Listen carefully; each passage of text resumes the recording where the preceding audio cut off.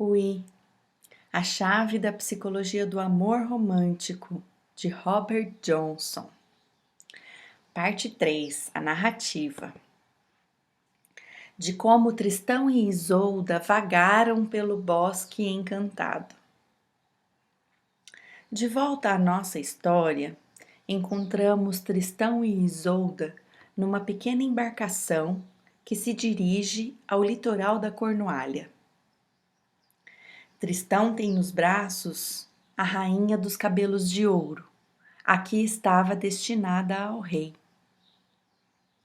O rei Mark ficou maravilhado e todo o povo encheu-se de alegria quando viram a nova rainha, pois era ela a mais bela jovem jamais vista naquelas terras, e era bondosa tanto com os nobres quanto com os plebeus. As bodas reais foram comemoradas com pompa e alegria.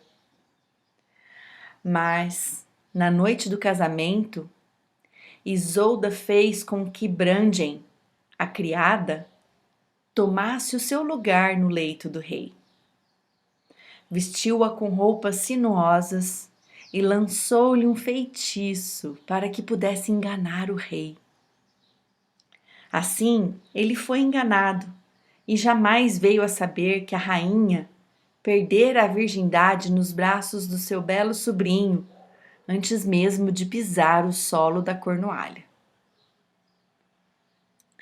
Tanto o povo como os barões estavam satisfeitos com a rainha, mas no coração de Tristão e Isolda ardia um fogo que não podia ser contido.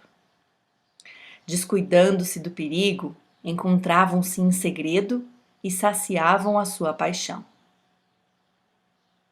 Atrás do castelo havia um belo jardim de flores perfumadas, onde jorrava uma fonte de águas borbulhantes.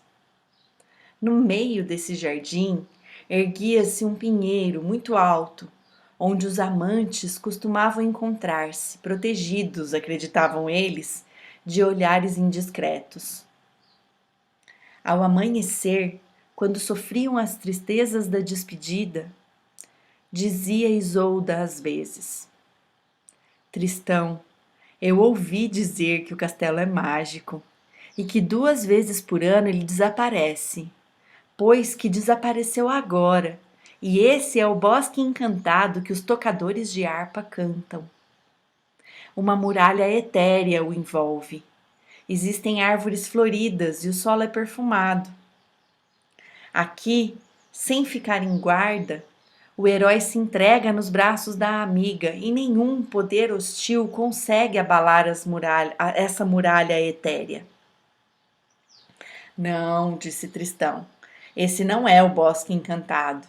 Mas um dia, amiga, iremos juntos a uma terra bem-aventurada, da qual ninguém jamais retorna.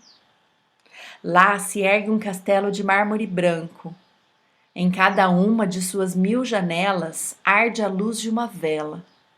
E em cada uma um menestrel toca e canta uma melodia sem fim.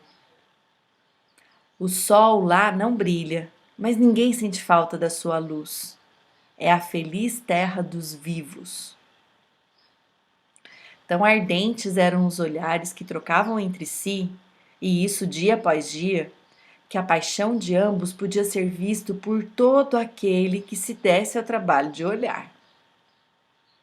Foi assim que os malvados barões, que Deus os amaldiçoe, os espionaram e os denunciaram ao rei e o levaram ao local do encontro. Colocaram-no no alto do pinheiro e lá o rei esperou até que viu Isolda chegar sorrateiramente. Mas tão intensa era a luz da lua que a rainha viu a sombra do rei projetada no chão. Tremeu de medo e rezou para que Tristão não viesse. Pouco depois, Tristão saltou o muro como uma pantera silenciosa e Isolda gritou com o intuito de avisá-lo. Senhor Tristão, Dizei-me rapidamente por que pedistes um encontro tão secreto, pois que o rei, caso viesse a saber, pensaria o pior, e isso custaria a minha vida. Tristão, então, olhou para a água da fonte, viu a silhueta do rei e compreendeu por que Isolda lhe dirigia palavras tão ásperas. Com sua presença de espírito fosse tão rápida quanto sua espada, ajoelhou-se prontamente e implorou que a rainha intercedesse por ele junto ao rei Mark para convencê-lo de sua lealdade. Lastimou amargamente que traidores tivessem acusado a ambos. Sabei, ó rainha, que enfrentarei qualquer cavaleiro em combate para provar vossa pureza e a minha inocência. Assim foi que os amantes representaram, e por ter acreditado na inocência deles, o rei Mark baixou a flecha que estava apontada para o coração de Tristão. Quando Isolda contou a Brandem a aventura daquela noite, ela exclamou: Isolda, Deus permitiu um milagre, pois ele tem compaixão e não castiga os que não têm culpa no coração. Como o rei estivesse irado contra os 4 barões malvados, esses desapareceram das suas vistas. Ainda assim, Tristão não queria abrir mão da rainha e corria todos os riscos pelo prazer de tê-la nos braços. Um dia, finalmente, foram surpreendidos, e as provas ficaram tão evidentes que o rei, furioso como um javali ferido, enviou os amantes para o cadafalso para serem queimados. Mas no caminho para o cadafalso, Tristão e a guarda passaram por uma capelinha no alto de uns rochedos que davam para o mar.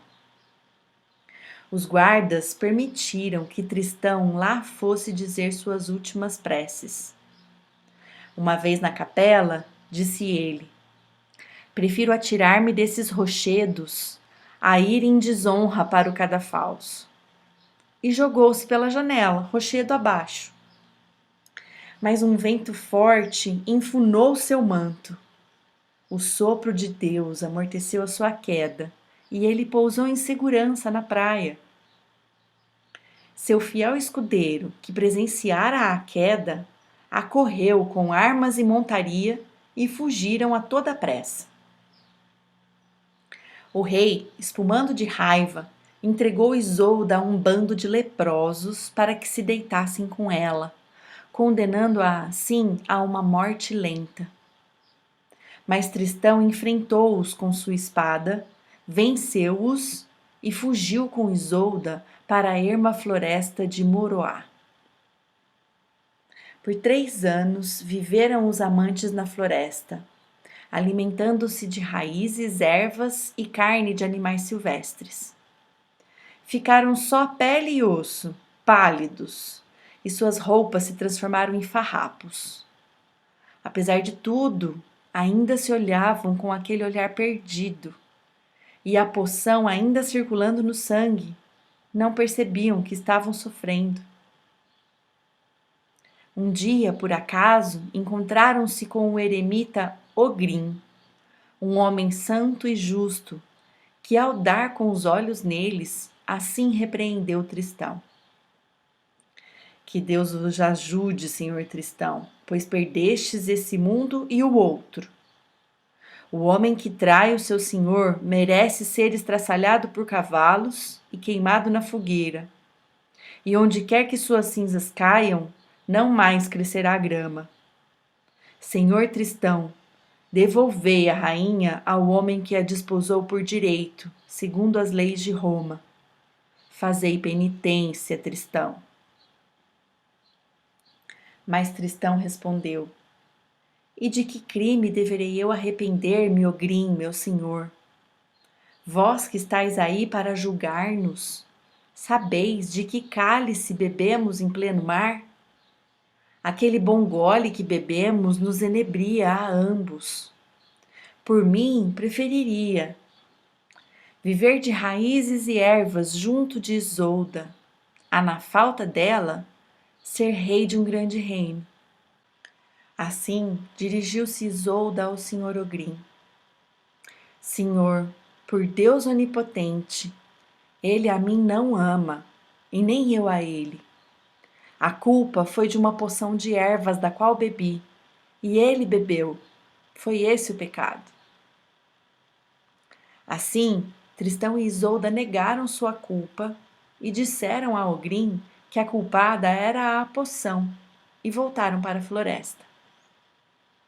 Pouco depois, um ladino lenhador encontrou a cabana em que estavam e, correndo para Tintagel, o desavergonhado traidor vendeu-se ao rei para conduzi-lo aos amantes. Chegando ao local, o rei desmontou e furtivamente aproximou-se da espada na mão. Deparou-se com os dois inteiramente vestidos, dormindo no chão. A espada de Tristão, desembainhada, jazia entre eles, e seus semblantes eram castos e inocentes. O rei então pensou consigo próprio: Deus meu, não devo matá-los. Durante todo o tempo em que viveram juntos nessa floresta, tivessem eles sido consumidos por um amor desenfreado, teriam colocado essa espada entre eles? Não sabe, então, o mundo inteiro, que uma espada desembainhada, separando dois corpos, é a prova e a guardiã da castidade? Se eles se amassem com um amor desenfreado, estariam aqui deitados com tanta pureza? Mark, então, tirou o anel do dedo e colocou-o no de Isolda. E, retirando a espada de Tristão, cravou a sua no lugar. Assim, deixou-lhes os sinais de reconciliação e de perdão.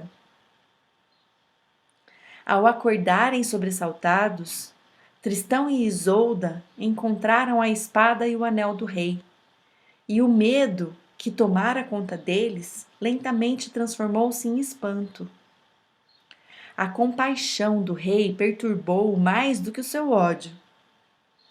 Pela primeira vez, Tristão perguntou-se se agira certo. Sentia falta do amor do seu tio e da sua camaradagem. Mas, pensou, ele irá retomar Isolda?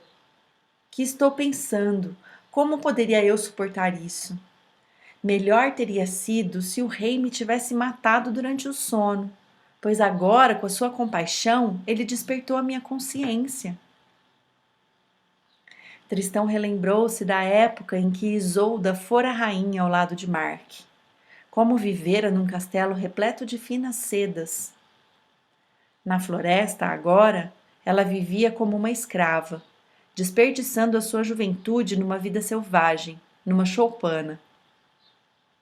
Realmente, pensou ele, ela é a sua esposa, ela é a rainha, casada pelas leis de Deus e coroada diante de todos os barões.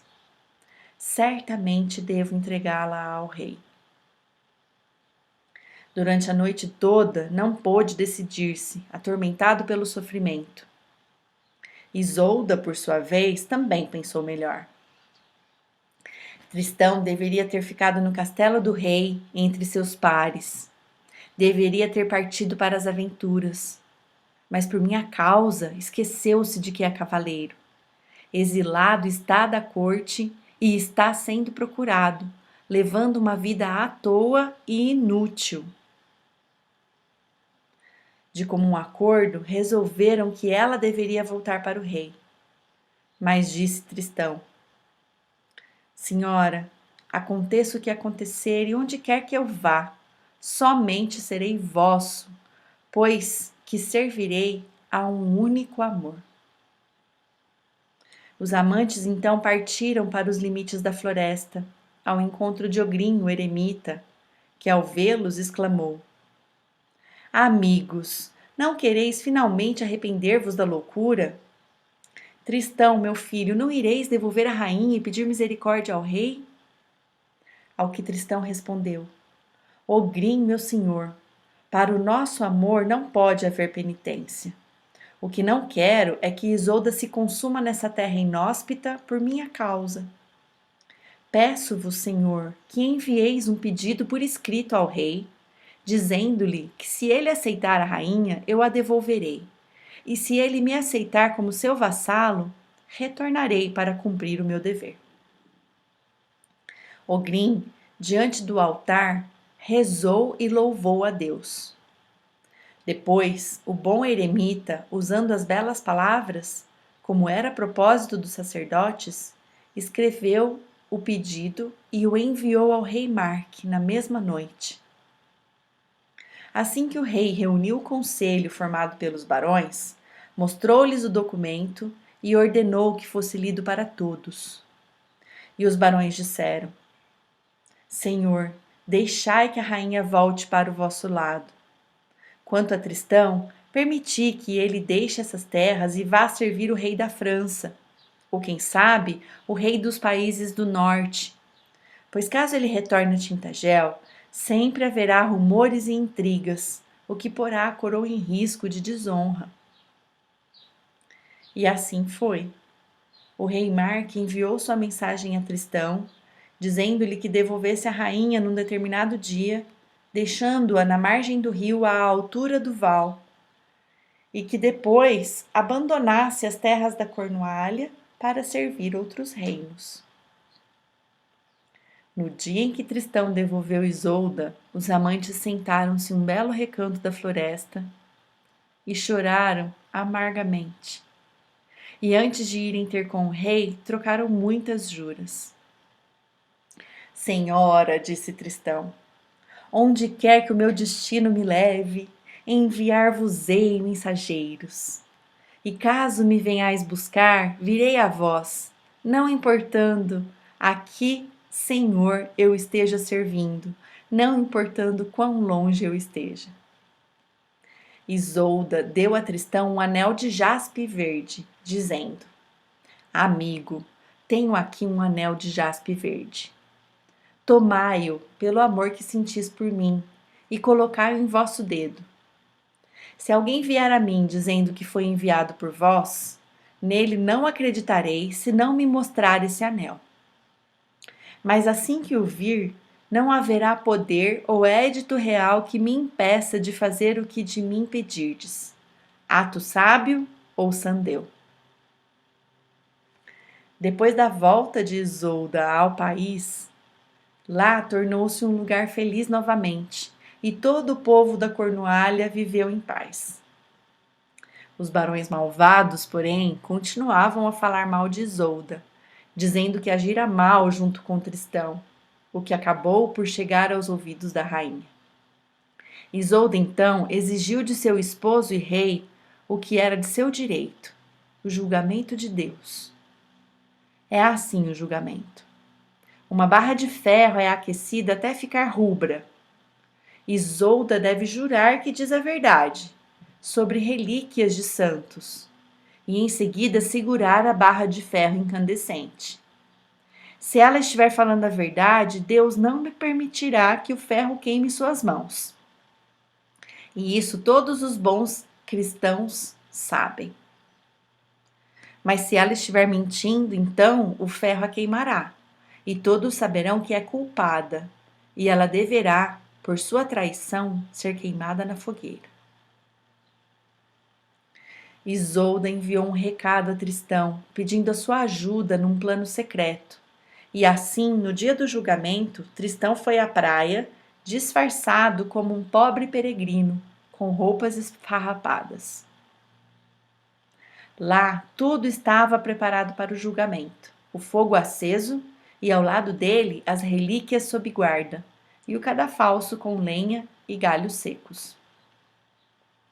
A rainha aproximou-se da praia em seu barco e, apontando Tristão, disse a um cavalheiro: Chama aquele pobre peregrino para carregar pela areia molhada, para que eu possa chegar diante do povo limpa e com boa aparência. Tristão entrou na água, tomou a rainha nos braços e a carregou até a areia seca. Vestida de branco cor da neve, ela se postou diante dos barões de Tintagel e de Camelot, pois até o rei Arthur e a sua corte vieram de Camelot para servir de testemunhas, para que ninguém jamais pudesse questionar o julgamento de Deus. E todos estavam pasmados com a beleza da rainha. Então, segurando as relíquias dos santos, ela fez seu juramento.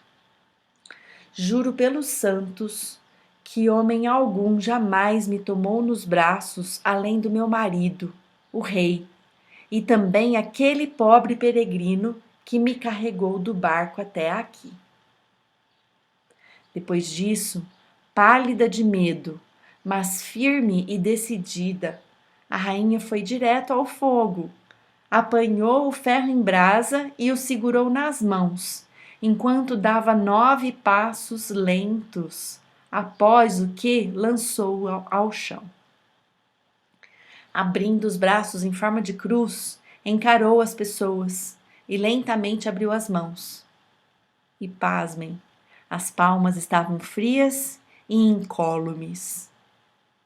O povo quedou-se em silêncio, maravilhado, e depois todos, ao mesmo tempo, louvaram a Deus, chorando de alegria. Apesar de todos os problemas e sempre escapando por um triz, Tristão não queria deixar a Cornualha, nem podia manter-se afastado da rainha. Uma noite, sorrateiramente, foi até a janela da amada e imitou o canto do roxinol. A rainha conhecia bem aquele canto, relembrou seu juramento a Deus, seu juramento a Ogrim, seu juramento ao rei, e sentiu o perigo da morte. Mesmo assim exclamou: que importa a morte? Vós me chamais, vós me quereis, e eu irei. Assim, eles se encontravam na escuridão das noites e saciavam seu amor.